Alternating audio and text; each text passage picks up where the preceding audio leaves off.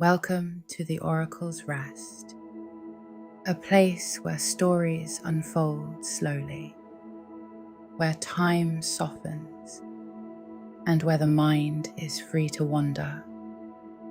Tonight, we drift into a story shaped not by war, nor by kings, but by something far quieter and far more enduring. A story shaped by music, by love, and by a journey taken into the deepest places of the ancient world. A place where even the gods rarely softened, and where no mortal was meant to return.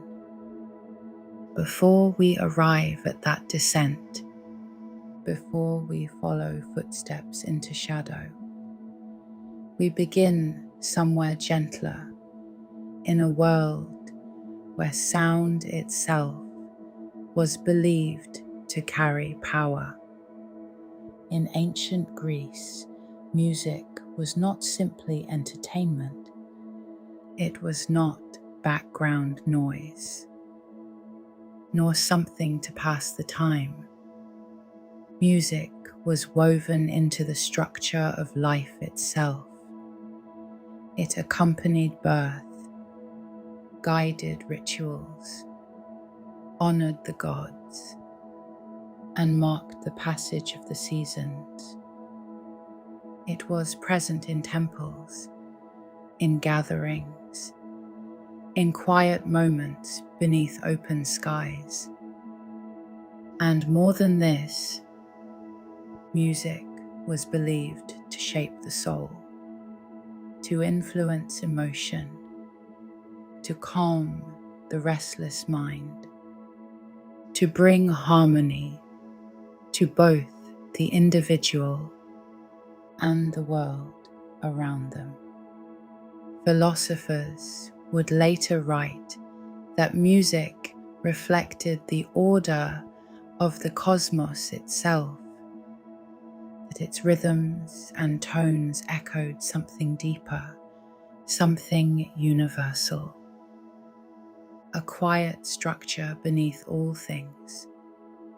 And among all who played, all who sang, all who carried melody through the ancient world, there was one figure whose music was said to go further than any other. Orpheus. He was not simply skilled. He was not merely admired. His music was described as something transformative. It was said that when Orpheus played his lyre, trees would lean closer as though listening. Rivers would slow, their currents softening in response. Animals, wild, untamed creatures, would gather peacefully at his feet, and even stone, even unmoving earth, was said to shift just slightly, drawn toward the sound. These stories were not meant to be taken only as literal truth, but as expressions of something deeper, a belief that certain forms of beauty, certain expressions of art could reach beyond the ordinary limits of the human world. Orpheus himself was said to be born of both mortal and divine influence. His mother, Calliope, was one of the muses, the inspirers of poetry, of song, of storytelling. She was the muse of epic poetry in particular, the kind that carried memory across generations, the kind that preserved the great stories of gods and heroes. Through her, Orpheus inherited not just talent, but purpose, a connection to expression itself, a bridge between experience and meaning. Some traditions also place the god Apollo, associated with music, light, and prophecy, as his father, or at the very least, as a guiding force in his life. And it is said that Apollo himself gave Orpheus his lyre, an instrument that would become inseparable from his identity. This matters because Orpheus is not simply a man who loved deeply. He is a figure who stands at the intersection of worlds, mortal and divine, life and death, sound and silence. And yet, for all of this mythic presence, for all of this quiet power, the story we remember most about Orpheus is not about his music alone. It is about love. Her name was Eurydice. In the surviving fragments of myth, we are not given long descriptions of her life, nor extensive detail about her thoughts or her voice. She appears briefly, almost like a soft note within a larger composition. And yet, her presence defines everything that follows. Eurydice is often described as a nymph, a being connected to nature, to forests, to open fields, to the quiet spaces where life moves gently and without urgency. And in many ways, that is how this part of the story begins. Not with conflict, not with tension, but with something calm. The meeting of Orpheus and Eurydice is not told through a single fixed version, but across variations, suggesting something less like a historical moment and more like a feeling that was meant to be understood. They come together in a world that still feels whole, a world untouched by loss, a world where music and presence and connection exist without interruption. You can imagine it, not as a grand scene, but as something quieter.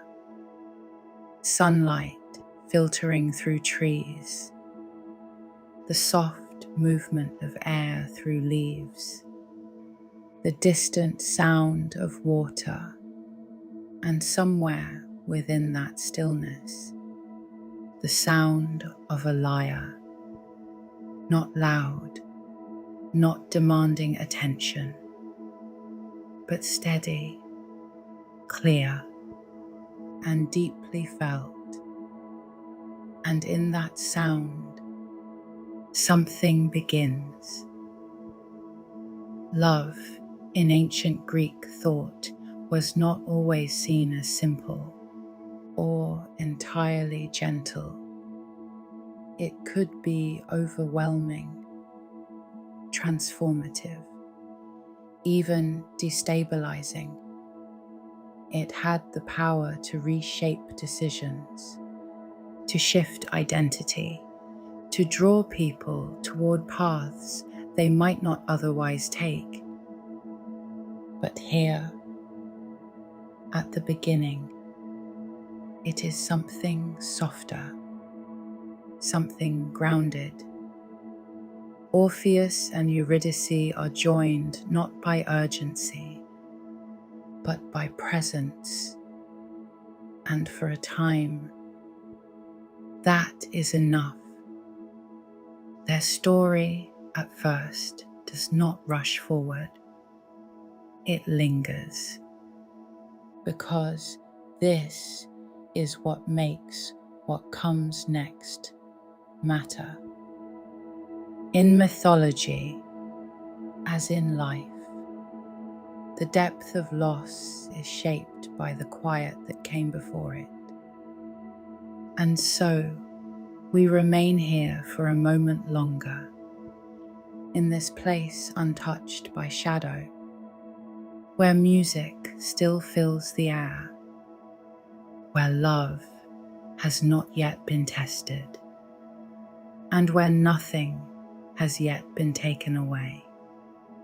In the next part, that stillness will begin to shift, not suddenly, but inevitably. And the story of Orpheus will move from sound into silence. And so, for a time, the world remains as it was. There is no warning, no sign that anything is about to shift, no quiet signal, no distant change in the air.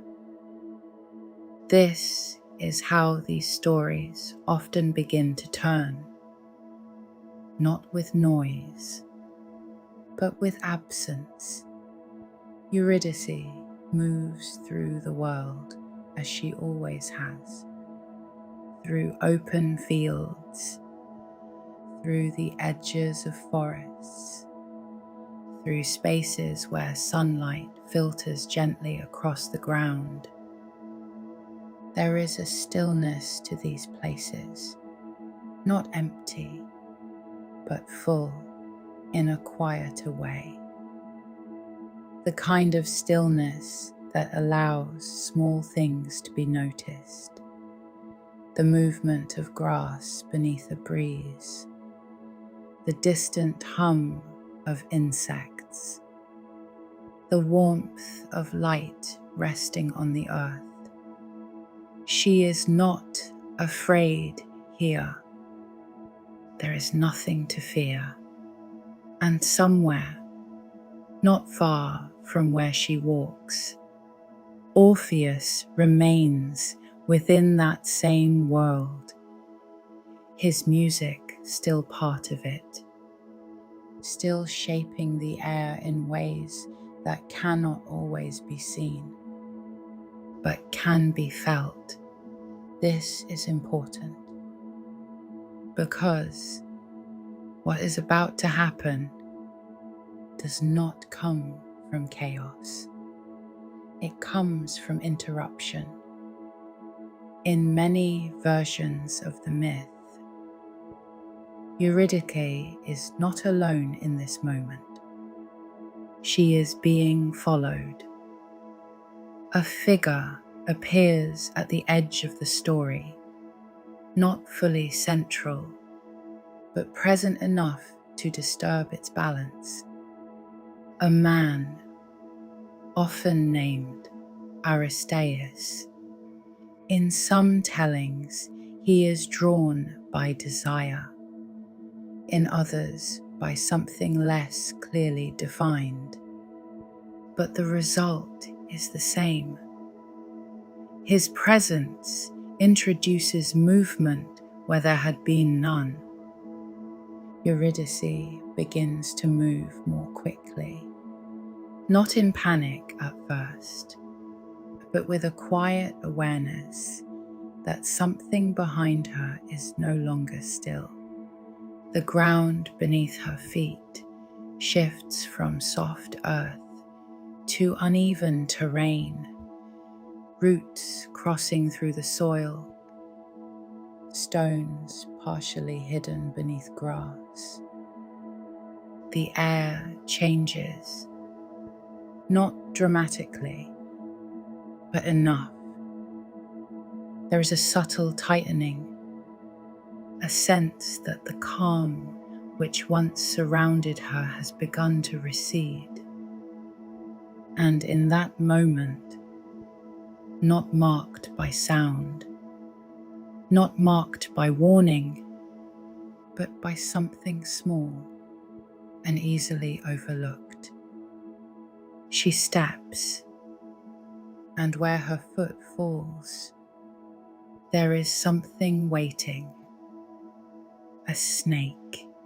In Greek mythology, the serpent is not always a symbol of evil, but it is often a symbol of something older, something connected to the earth, to hidden spaces, to what lies beneath the visible world. It does not announce itself. It does not strike with drama. It simply acts. The bite is quick, almost imperceptible in its speed, and for a moment, there is no immediate understanding of what has happened. Eurydice stops. There is a pause, the kind of pause where the world does not yet know it has changed. Then, slowly, the realization begins to take shape. Pain does not arrive all at once. It unfolds, first as something sharp, then something spreading, then something deeper. Her movement slows. The world around her continues as it always has. The wind still moves. The light still rests across the ground. Nothing outwardly has changed. But within her, everything is beginning to shift. In ancient Greek thought, death was not always immediate. It was a process, a transition, a movement from one state of being into another, often described not with violence, but with inevitability. And here, we see that transition begin. Eurydice lowers herself toward the ground, not collapsing, but easing downward, as though the earth itself is drawing her closer. Her breath becomes slower, more shallow. The world around her grows quieter, not because sound has disappeared, but because her connection to it is beginning to fade. And somewhere, far too far to reach in time, Orpheus remains unaware. This is one of the quiet tragedies within the story. Not that something terrible has happened, but that it has happened without witness. There is no final conversation, no farewell, no moment to understand what is being lost. Only distance and time, moving forward without pause. As the venom continues its work, Eurydice's presence begins to separate from the world she has known. In Greek belief, the soul does not vanish, it departs. It moves toward another place. And so, gently, almost imperceptibly, that movement begins. The warmth of the sun fades. The weight of the body softens. The connection to the living world loosens its hold, and in its place, something quieter emerges. Stillness, not the stillness of peace, but the stillness of absence. Eurydice is no longer part of the world above, and yet the world above continues. The wind still moves through the trees. The light still shifts across the ground. The path she walked remains unchanged. Only one thing has been altered. She is gone, and it is only now, after everything has already happened, that the story begins to reach Orpheus. Not through sight, not through warning, but through understanding. Something is missing, and in that absence, the music that once filled the world begins slowly to change. The world does not change all at once for Orpheus. There is no single moment in which everything becomes clear, no instant where the truth arrives fully formed and undeniable. Instead, it begins as something quieter, something less defined, a shift that is felt before it is understood, a space where something once existed, now empty. At first, it is only absence. He continues as he always has. The world around him still responds to his presence, still carries the echoes of his music, still moves in quiet harmony with the rhythms he creates. And yet, something within that harmony has begun to unravel. The notes no longer settle in quite the same way. The air no longer holds them as it once did. There is a subtle dissonance, not sharp enough to disrupt, but persistent enough to be noticed. It is often said that Orpheus did not need to be told what had happened, that he felt it, not as knowledge, but as loss. The connection that once existed between himself and Eurydice does not break suddenly. It thins. It stretches across a distance that cannot be measured in space alone. Something once immediate becomes unreachable, and in its place, there is a quiet, growing awareness that she is no longer within the world he moves through.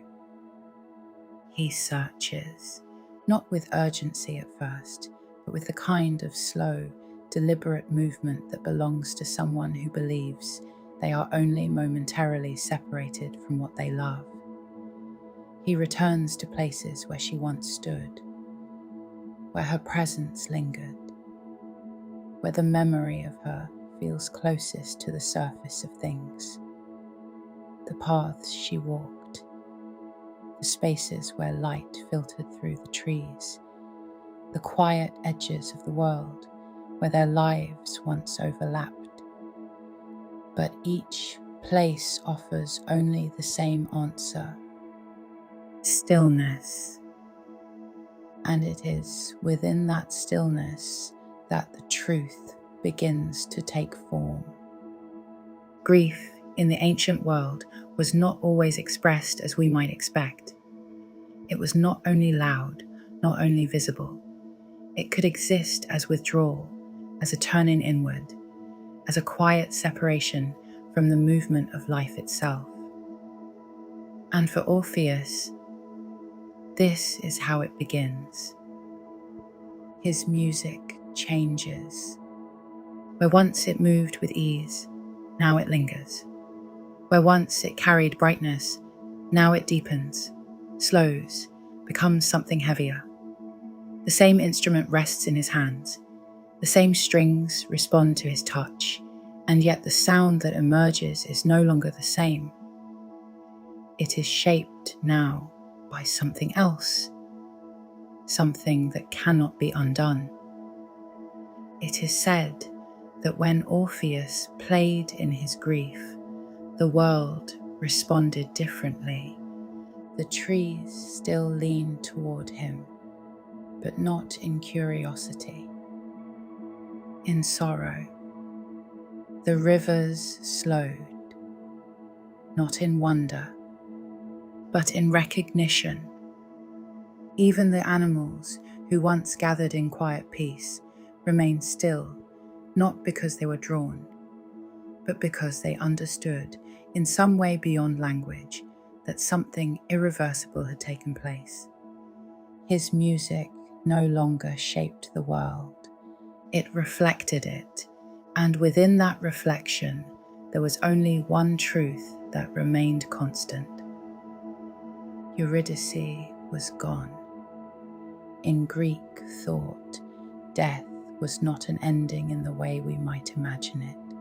It was a relocation, a passage from one realm into another. The soul did not disappear, it descended. It moved into the domain beneath the earth, into the realm governed by Hades, the Underworld. This place was not distant in the sense of miles or journey. It existed alongside the world of the living, separated not by space, but by condition. To enter it was not simply to travel. It was to cross a boundary that was not meant to be crossed twice. No mortal entered the underworld and returned. This was not a rule spoken aloud.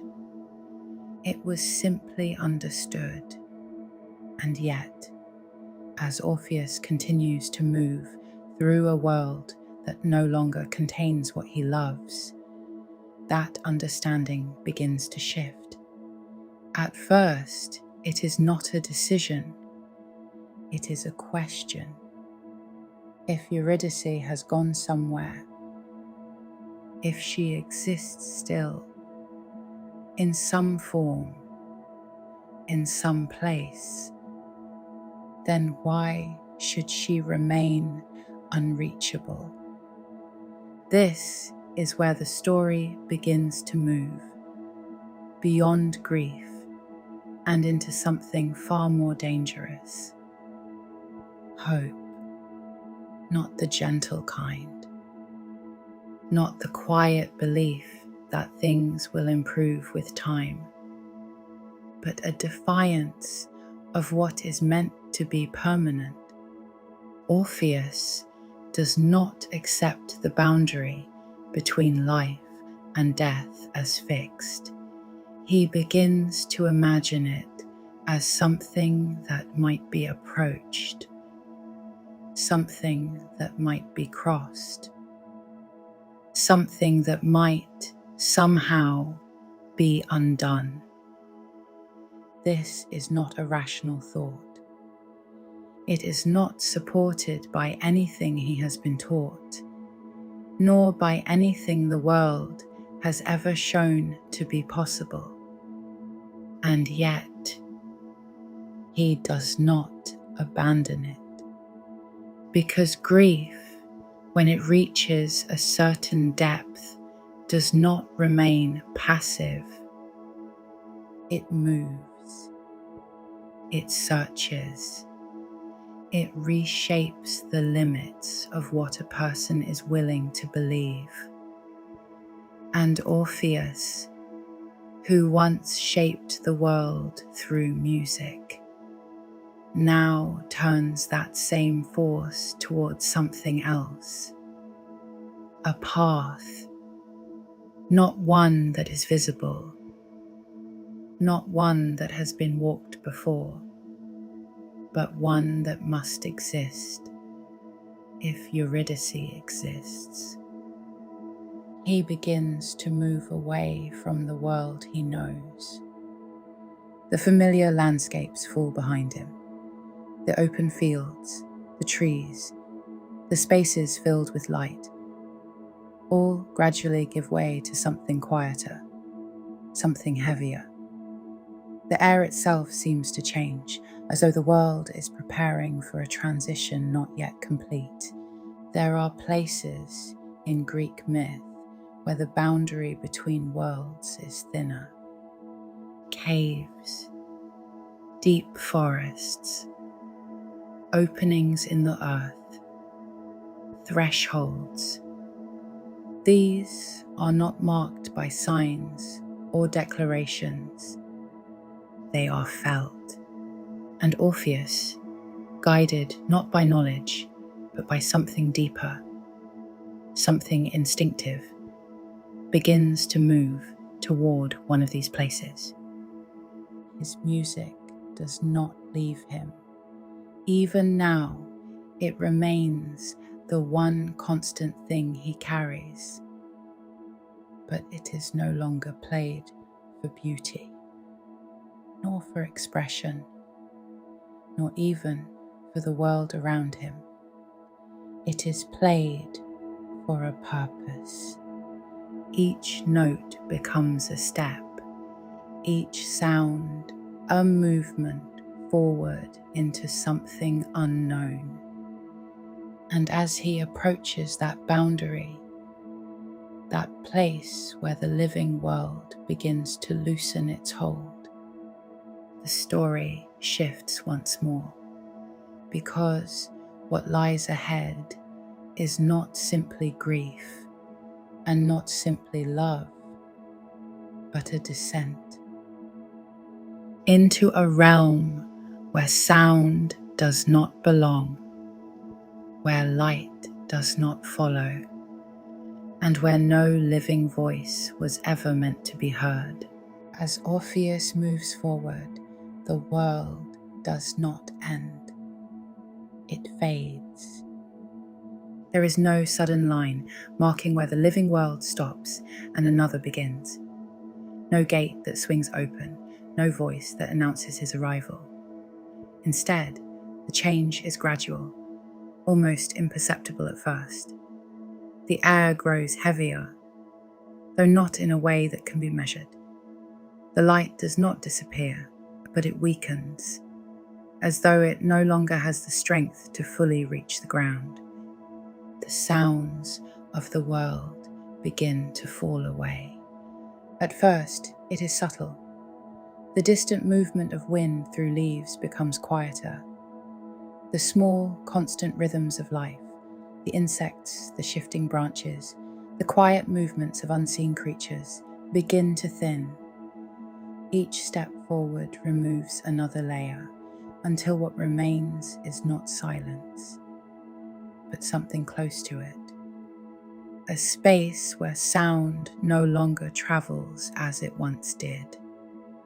In Greek thought, the boundary between life and death was not simply a place, it was a condition, a transition in which the world itself began to lose its responsiveness. The living world reacts. It echoes. It answers movement with movement, sound with sound. But here, that exchange begins to disappear. Orpheus continues. His steps slow, not from hesitation, but because the ground itself seems to resist movement. Each step feels heavier than the last, as though the act of moving forward requires more than physical effort. It requires intention. It requires commitment. And still, he does not turn back. It is said that the entrance to the underworld could be found in many places.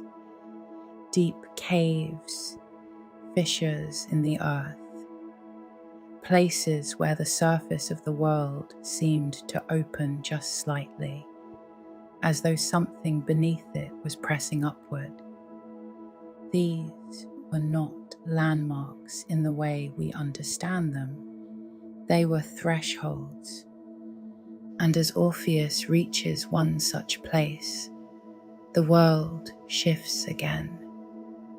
Before him, the ground descends, not sharply, not dramatically, but enough, a slope leading downward into a space where light struggles to follow.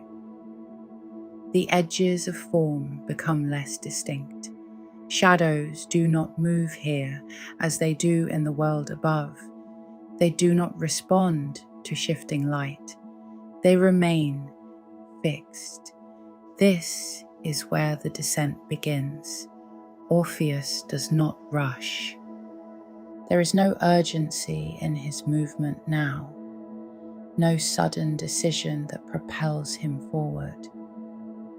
Instead, there is a steady continuation, a willingness to go further than any mortal has gone, not because he believes he will succeed, but because he cannot accept stopping. And so, step by step, he descends. Time begins to lose its meaning here. In the world above, time is marked by change, the movement of the sun, the shifting of light, the progression of day into night. But here, none of those markers remain. There is no sky, no horizon, no sense of passage, only continuation. Eventually, the ground levels, and it is here that Orpheus encounters the first true boundary of the underworld. A river. It stretches across the path before him, wide and unmoving, its surface darker than the absence of light itself. It does not reflect. It does not ripple. It exists as something separate from the world it occupies, a division not only of space but of state. This is the River Styx. In Greek mythology, the Styx was not simply a river. It was an oath, a boundary so absolute that even the gods themselves were bound by it. To swear upon the Styx was to invoke a force that could not be broken without consequence. And here, it serves another purpose. It separates the living from the dead. No soul crosses it alone, and no living being crosses it at all. Orpheus approaches the edge. The air here is still beyond stillness. Even his own presence does not seem to disturb it. He looks across the dark expanse, not searching for movement, but waiting for it. And after a time, something appears, a shape emerging slowly from the darkness of the river. A boat, and within it, a figure. Charon, the ferryman of the dead. He is not described with grandeur. He is not a god in the traditional sense, nor a figure meant to inspire awe. Instead, he exists as something more functional, more permanent. He does not judge. He does not question. He does not change. His role is singular, to carry souls across the river for a price. In Greek burial tradition, the dead were often given a coin, placed within the mouth or upon the eyes, to pay Charon for passage. Without it, the soul would remain on the near side of the river, unable to cross, unable to move forward. But Orpheus is not dead. He carries no coin. He does not belong here, and yet he does not turn away. Instead, he does the only thing he has ever known how to do. He plays. The sound does not move through the air as it once did. It does not echo. It does not expand. And yet, it is heard, not with ears, but with something deeper. Karen pauses. For the first time, something within this unchanging place responds. The boat drifts closer. No words are exchanged. No agreement is spoken aloud. And yet, something has shifted. Orpheus steps into the boat. The crossing is slow. The water does not move, and yet they travel. The distance is not measured in space, but in transition. With each passing moment, the connection to the living world becomes more distant, more difficult to remember. This is not a journey forward. It is a journey away. When the boat reaches the far side, Orpheus steps onto ground that is no longer part of the world he once knew. And ahead, another presence waits. At the gates of the Underworld stands Cerberus, the Guardian, a creature not of simple form, but of layered meaning. 3 heads, each watching, each aware, a body that does not belong to the natural world, and yet exists fully within it. Serpents often described as part of his form, reinforcing his connection to the earth, to death, to what lies beneath. His purpose is clear: to allow souls to enter, but never to leave. And as Orpheus approaches, the final boundary stands before him. Beyond the gates of the underworld, the world changes once again, though not in a way that is immediately visible. There is no sudden shift in form, no dramatic transformation of the landscape that announces the presence of something greater. Instead, what changes is the feeling of the place itself, the weight of it, the stillness that no longer belongs only to absence, but to something far more structured, far more intentional. This is not emptiness. This is order. The underworld in Greek mythology was not a place of chaos. It was not a realm of fire and punishment as later traditions would imagine. It was, instead, a place of organization, of separation, of quiet, unchanging existence. The souls who entered it did not disappear, nor were they immediately judged in the way we might expect. They became shades, echoes of their former selves, existing in a state that was neither fully alive nor entirely gone. As Orpheus moves forward, he begins to see them. At first, they do not appear clearly. They are not solid figures, not fully formed bodies moving through space. They exist more like impressions, like the memory of a person rather than the person themselves.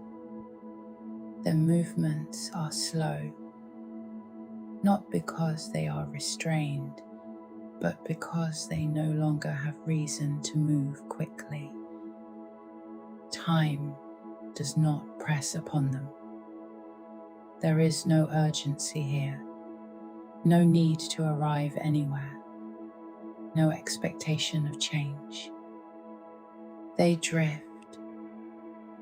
Some stand in place, as though waiting for something they no longer remember. Others move without direction, following paths that do not lead anywhere. Their forms are faint, their features indistinct, and yet there is something deeply human in their presence. Not in the way they appear, but in what they represent. These are the dead, and Orpheus walks among them. This alone is something that should not be possible. In every version of the world, the Greeks understood. The boundary between life and death was absolute. The living remained above. The dead remained below. There were no crossings, no exceptions, no returning. The separation was not enforced by gods alone, nor by threats or punishment, but by the very structure of existence itself. And yet, Orpheus continues forward. The shades begin to notice him. Not all at once, and not with sudden awareness, but gradually, as though something unfamiliar has entered a place where nothing unfamiliar ever arrives. Their attention shifts, their movements slow further, and one by one they begin to turn toward him. It is not his presence alone that draws them. It is the sound. Because even here, even in a place where sound should not belong, Orpheus plays. The notes do not echo in the way they once did. They do not travel outward, filling the space around him. Instead, they seem to settle directly into the world itself, as though the sound is not moving through the air, but through something deeper, something more fundamental. The shades respond.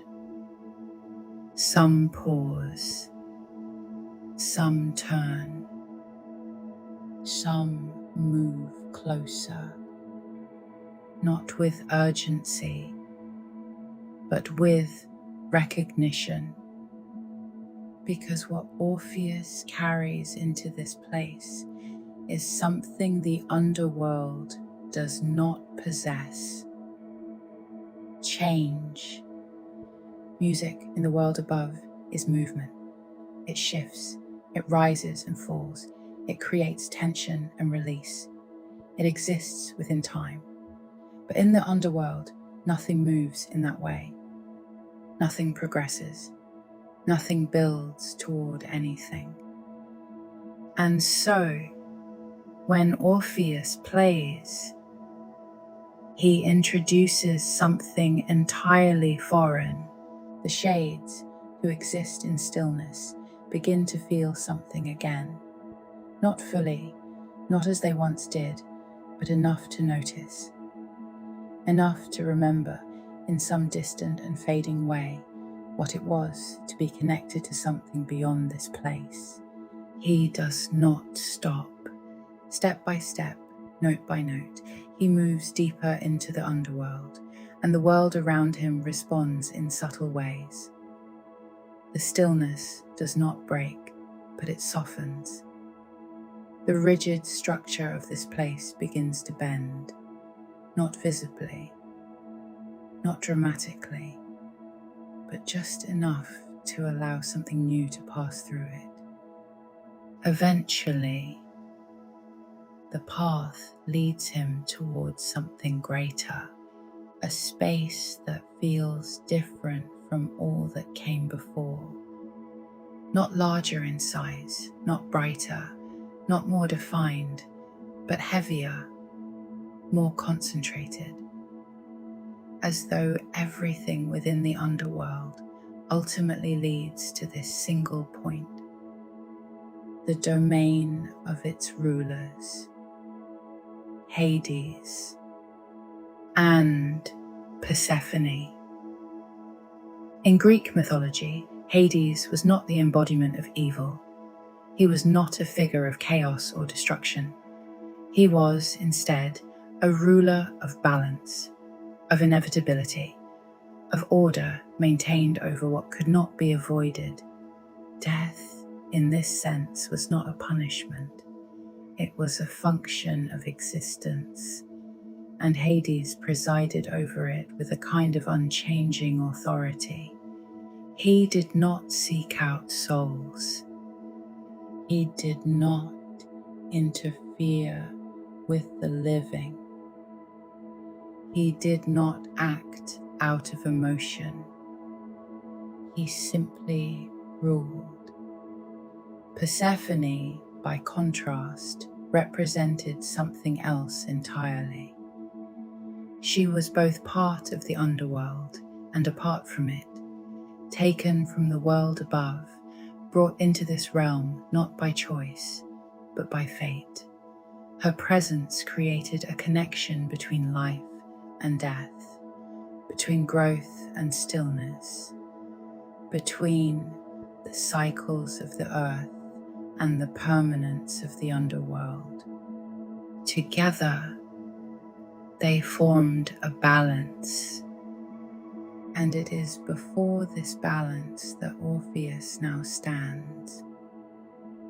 He does not speak.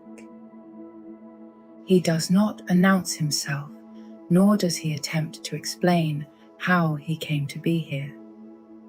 There are no arguments, no demands, no attempt to justify what he has done. Instead, he plays, because this is the only language he has ever needed. The music begins softly, not as a performance, not as something meant to impress, but as something offered. It carries with it everything he has experienced, the love he knew, the loss he carries, the absence that led him here. And as the sound unfolds, something impossible begins to happen. The underworld listens. Not just the shades, not just the distant figures who linger in silence, but Hades himself and Persephone. For the first time, something enters this place that does not belong to it and cannot be ignored. The music does not demand. It does not force. It reveals. It brings into this still, unchanging realm something that had been left behind. The memory of life, the movement of time, the presence of love that does not end simply because the body does. And in that moment, the balance of the underworld begins, ever so slightly, to shift. And in that moment, the music does not end.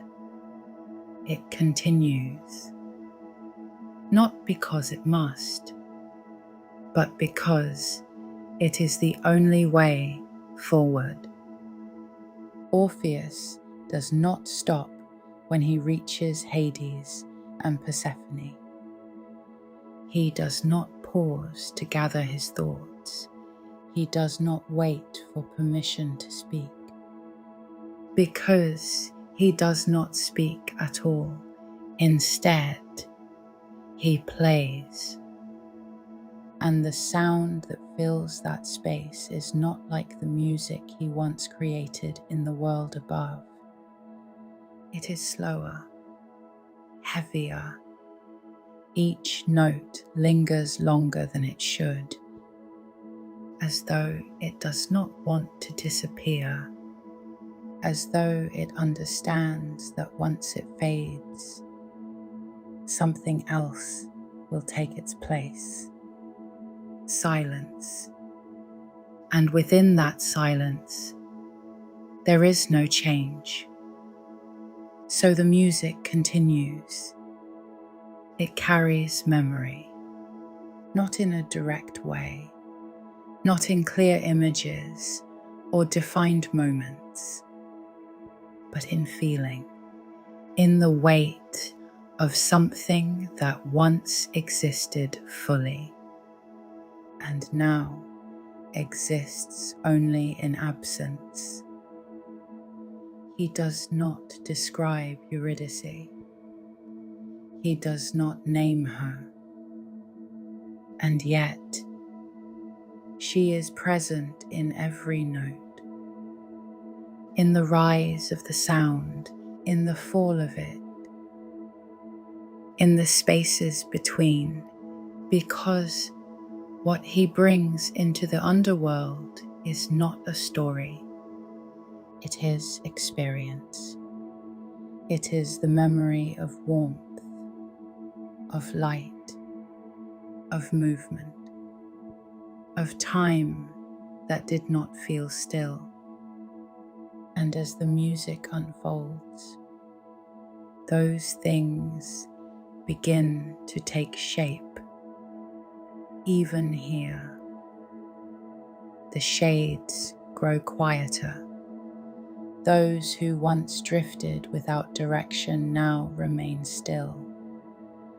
Those who moved without purpose now seem to listen, not actively, not with intention, but with something deeper, recognition. And the longer the music continues, the more that recognition spreads. Because what Orpheus has brought into this place is not just sound, it is contrast. A reminder of what this place is not, a reminder of what has been lost. And for a moment, the underworld is no longer entirely separate from the world above. It is connected to it through sound, through memory, through something that cannot be contained. And it is then that Orpheus allows the music to change.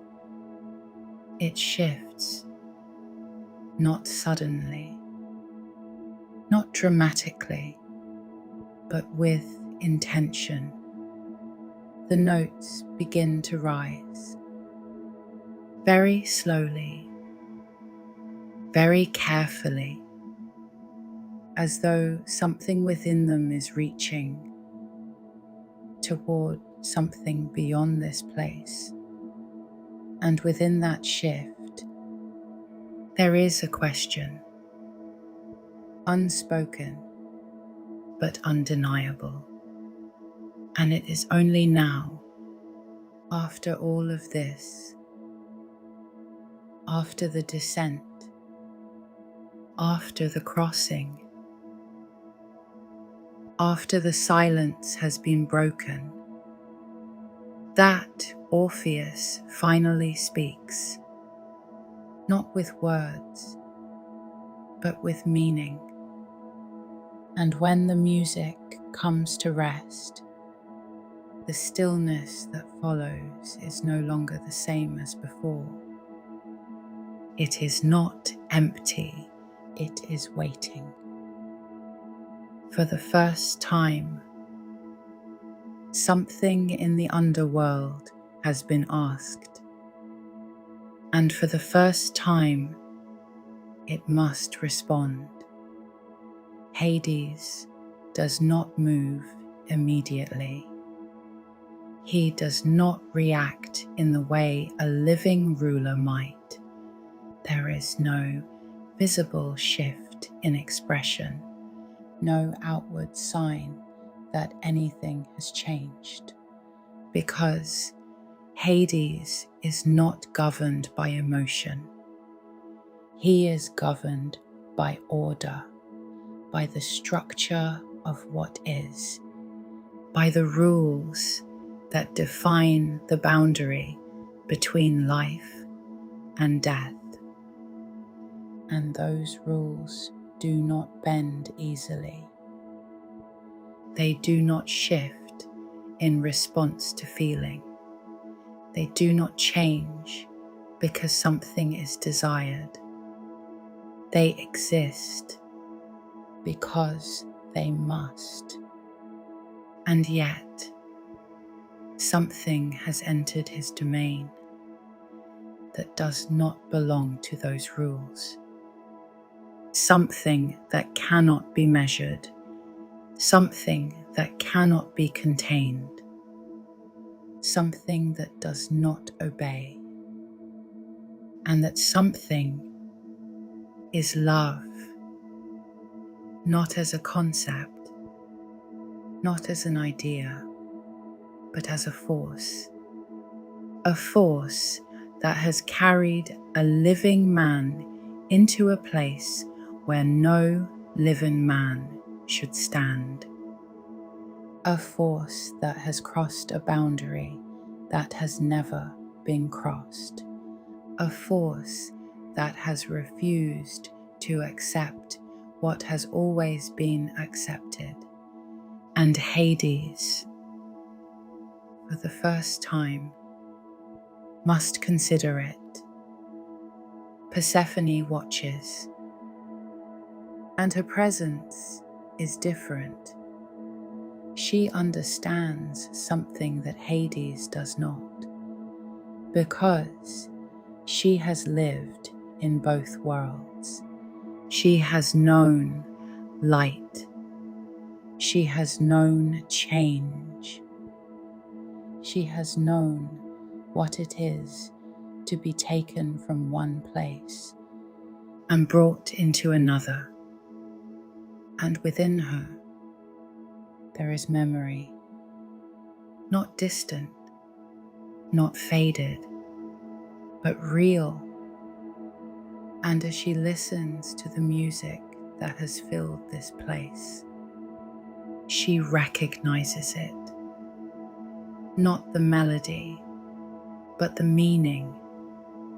And it is through her that the balance begins to shift, because while Hades represents what is fixed, Persephone represents what moves between. And in that space, there is possibility. The silence stretches, not as absence, but as consideration. And then, without announcement, without ceremony, the answer is given. Eurydice may return. The words are not spoken with warmth. They are not offered as a gift. They are presented as a condition, a rule, because even now, the order of the underworld cannot be broken. It can only be adjusted. And so, the condition is set. Orpheus may lead Eurydice back to the world of the living. She will follow behind him, step by step, through the same path, through the same darkness, through the same silence. But there is one requirement, one rule that cannot be broken. He must not look back, not once, not for any reason, not until they have fully returned to the world above. Because if he does, even for a moment, she will be lost to him again, and this time permanently. The condition is simple but it is not easy, because it is not a test of strength.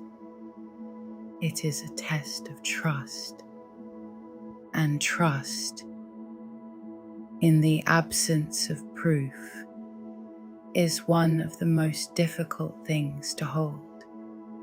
Orpheus does not hesitate, because in that moment there is only one thing that matters. She can return, and so he accepts, without question, without doubt, without fully understanding what it will require of him. And as he turns, as he begins to walk, as the path back to the living world opens once more, Eurydice rises and follows, and so he begins to walk. There is no signal, no sound to mark the beginning, no shift in the air to confirm that anything has changed. Only movement, a single step forward, away from the presence of Hades, away from the stillness of that place, away from the decision that has already been made, and behind him, unseen, unheard, Eurydice follows. He does not look. He cannot. The condition is clear.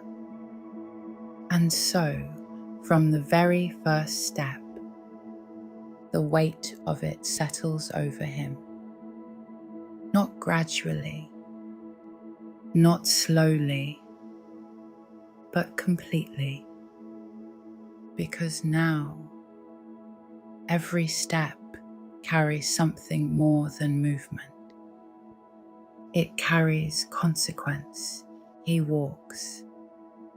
The ground beneath him is unchanged, still firm, still steady, and yet it does not feel the same, because now each step is not simply a step forward. It is a step taken without certainty, a step taken without proof, a step taken into something that cannot be confirmed. He listens, at first without intention, just the natural instinct of someone moving through a quiet space, but then more carefully, more deliberately, searching for something, a sound, movement, anything that might tell him that she is there. But there is nothing. No footsteps, no breath, no shift in the air. Only the same stillness that filled the underworld before. And now, that stillness begins to change. Because before, it belonged to the world around him. Now, it belongs to what is behind him. He continues, step after step, each one measured, each one controlled, not because he fears falling, but because he fears something else. He fears doubt, because doubt begins quietly. It does not arrive as a clear thought. It does not announce itself. It enters slowly, through absence, through silence, through the space where something should be, but is not. And as he walks, that space begins to grow. He tries to remember the sound of her voice, the way she moved, the presence she carried within the world above. But memory is not the same as presence. It does not confirm. It does not respond. It only reminds. And reminder is not enough. He keeps walking because he must, because stopping is not an option, because turning back is not allowed, because the path forward is the only path that remains. But the silence continues, unchanging, unbroken, and slowly the question begins to form. Is she there? It does not come all at once. It begins as something smaller, a flicker of uncertainty, a moment of hesitation within a step, a thought that does not fully take shape, but does not disappear, and then it returns, stronger. Is she still behind him? He walks faster, not running, but no longer slow, as though speed might solve what certainty cannot, as though movement might replace proof. But the silence does not change. It does not respond. It does not offer anything in return. And the further he moves from the center of the underworld, the more that silence begins to feel different, because now it is no longer simply absence. It becomes pressure, a weight that follows him, a presence that exists only because something else does not. He listens again, more urgently now, more intently, straining for even the smallest indication that he is not alone. But there is nothing. And now, doubt is no longer quiet. It becomes a voice, not spoken, but undeniable. What if she is not there? What if something has already gone wrong? What if the condition has already failed? What if he misunderstood? What if she was never released at all? The questions multiply. They do not wait for answers. They do not resolve. They build, and with each step, they grow heavier. He continues forward because he has no choice. Because to stop would be to admit something he is not ready to accept. And yet, each step now carries hesitation, a slight delay, a moment where movement does not come as easily as before. And in those moments, the thought returns. Look, just once, just for a moment, just enough to confirm, just enough to know.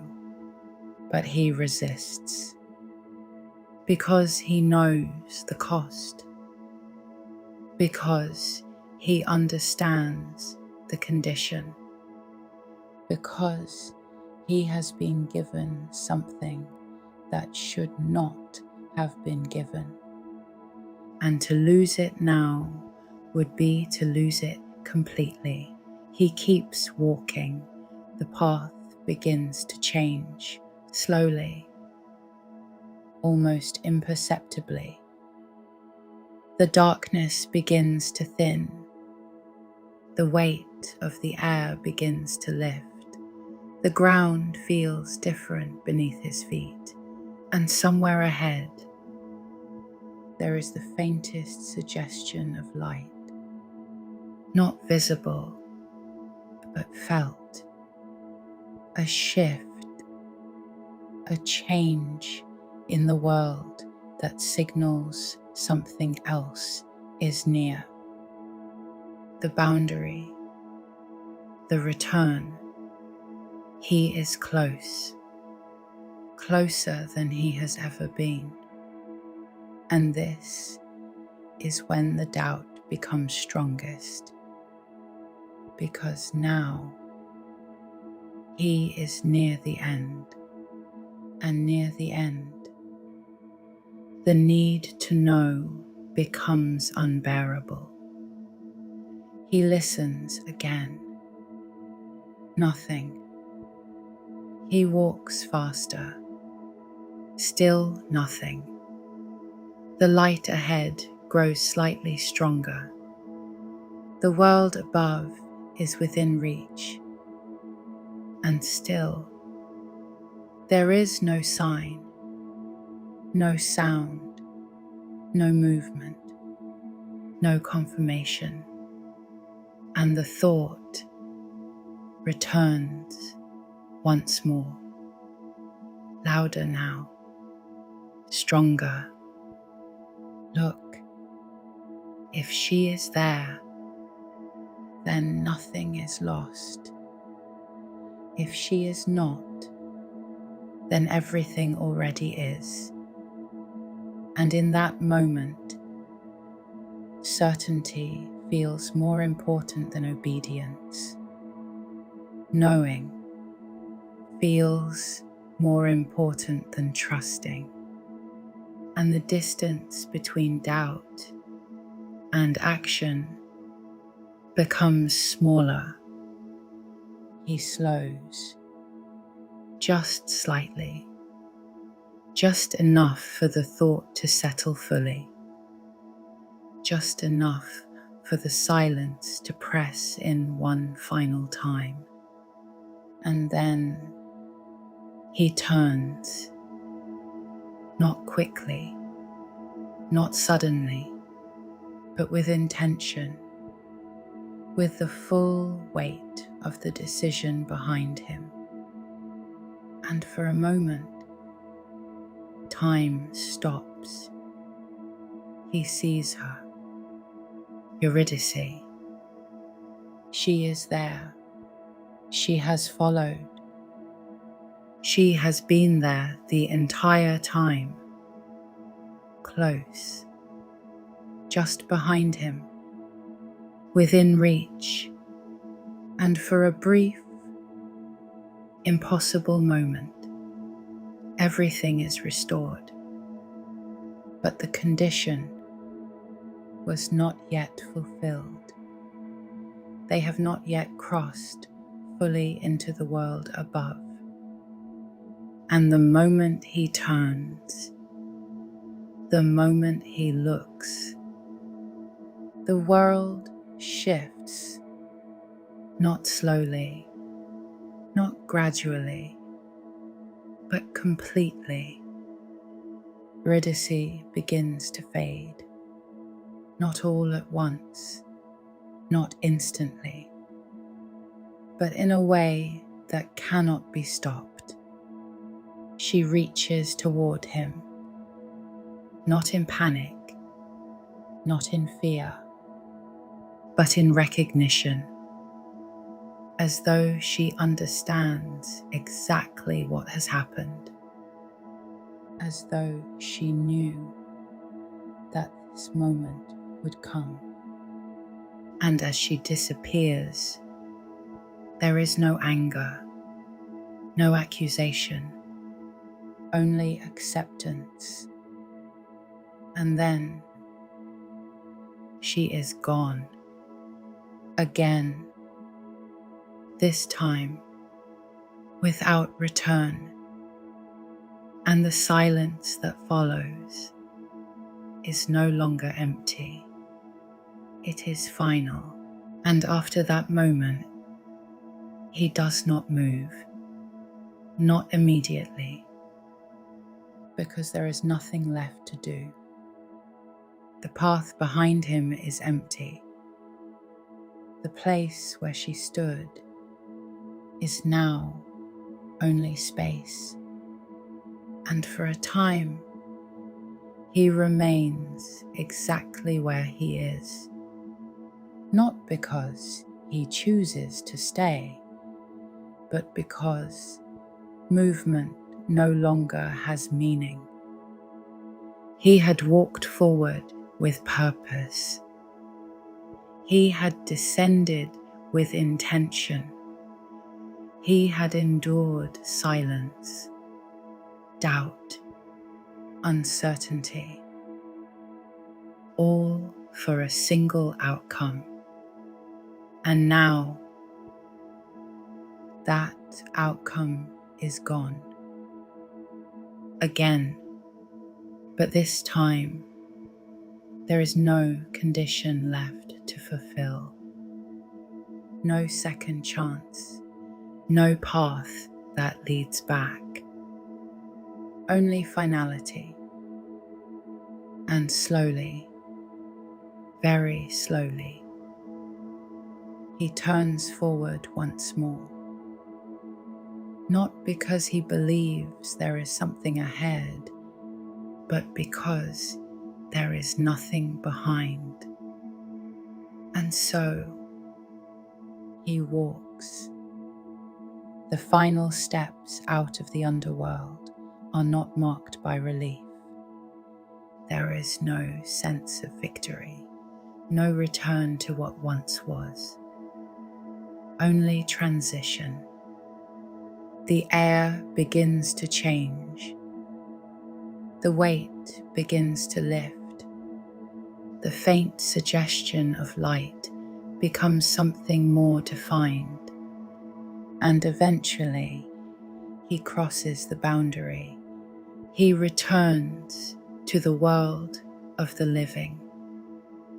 But he does not return as the same man, because he has seen something that cannot be unseen. He has crossed into a place that does not belong to the living. And he has come back without what he went there to find. And from that moment forward, his life begins to move differently. He does not seek out the same spaces. He does not return to the same rhythms. The world that once responded to his music now feels distant, unchanged, but no longer shared.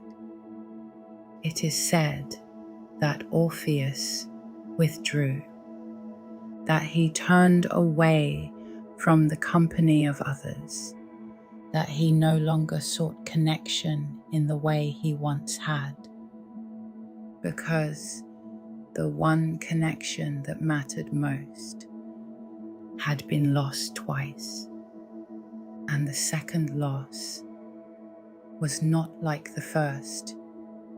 The first had been taken from him. The second had come from his own action, from a single moment, a single decision, a single glance. And that knowledge remains, not loudly, not constantly, but always present. And so his music changes once again. where once it carried beauty and then grief. Now it carries something quieter, something deeper, something that does not seek to move the world, but to exist within it. It is said that he refused the love of others, that he turned away from those who approached him, not out of arrogance, not out of cruelty, but because there was nothing left in him that could return what was offered. And over time, this distance grows until it becomes something else, isolation. And eventually, this isolation leads him to his end. In one version of the myth, it is not the gods who take his life, not fate, not illness, but a group of women known as the Maenads, followers of Dionysus, figures associated with frenzy, with chaos, with emotion unrestrained.